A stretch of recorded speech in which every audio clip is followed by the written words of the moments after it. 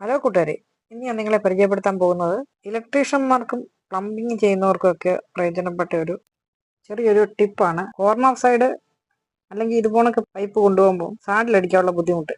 അതിന് പലപ്പോഴും നമ്മൾ കണ്ടുവരുന്നത് രണ്ടാണി അടിച്ച് പൈപ്പ് മുറുക്കുകയാണ് എല്ലാവരും ചെയ്യുന്നത്. അതിന് പകരമായിട്ട് നമുക്ക് ഇതേപോലൊക്കെ ഒരു സാഡിലെടുത്തിട്ട് ഒരു സൈഡ് കട്ട് ചെയ്ത് കളയാതെ സാഡിലിൻ്റെ ഒരു കാല് നമ്മൾ വളച്ച് അകത്തോട്ട് വെക്കുകയാണെങ്കിൽ കൃത്യമായിട്ട് പൈപ്പ് ടൈറ്റ് ആയിരിക്കും. മിക്ക ഇലക്ട്രീഷ്യന്മാർക്കും പ്ലംബർമാർക്കും ഇതുപോലുള്ള ടിപ്പുകൾ അറിയാവുന്നതാണ്.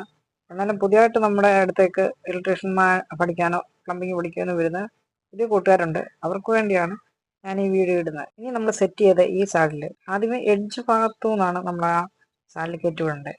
ഇനി എത്ര സാഡിൽ അടിക്കണം എന്ന് നേരത്തെ കണക്ക് കൂട്ടി നമ്മൾ സാഡിൽ സെറ്റ് ചെയ്ത് ഇതേപോണക്ക് 1 2 3 സാഡിൽ ഇതേപോണക്ക് കയറ്റി വിടണം.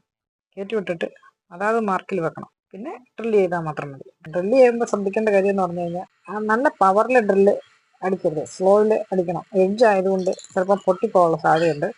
അതുകൊണ്ട് ഇതുപോലെ ചെറുതായിട്ട് അടിച്ചു കൊടുത്തതിന് ശേഷം ഒരു ബ്രഷ് ഉപയോഗിച്ച് നന്നായിട്ട് പൊടികളെല്ലാം നീക്കം ചെയ്തിട്ട് സ്ക്രൂ ഫിഷറിലേക്ക് ഇട്ടിട്ട് നമ്മൾ ഡ്രില്ല് കൊണ്ടോ അല്ലെങ്കിൽ സ്ക്രൂ ഡ്രൈവർ കൊണ്ടോ നല്ല വൃത്തിക്ക് ടൈറ്റ് ചെയ്ത് കൊടുക്കുക. ടൈറ്റ് ചെയ്ത് കൊടുക്കുമ്പോൾ തന്നെ നമുക്കറിയാൻ പറ്റും എഡ്ജോ കാര്യങ്ങളൊന്നും പൊട്ടാത്ത രീതിയിലാണ് നമ്മൾ ചെയ്തിരിക്കുന്നത്. അപ്പോൾ നമ്മുടെ ഈ വീഡിയോ എല്ലാവർക്കും ഇഷ്ടപ്പെട്ടു എന്ന് കരുതുന്നു. അപ്പോൾ നമ്മുടെ ഈ ചാനൽ ഒന്ന് സബ്സ്ക്രൈബ് ചെയ്തേക്കുമല്ലോ അല്ലേ?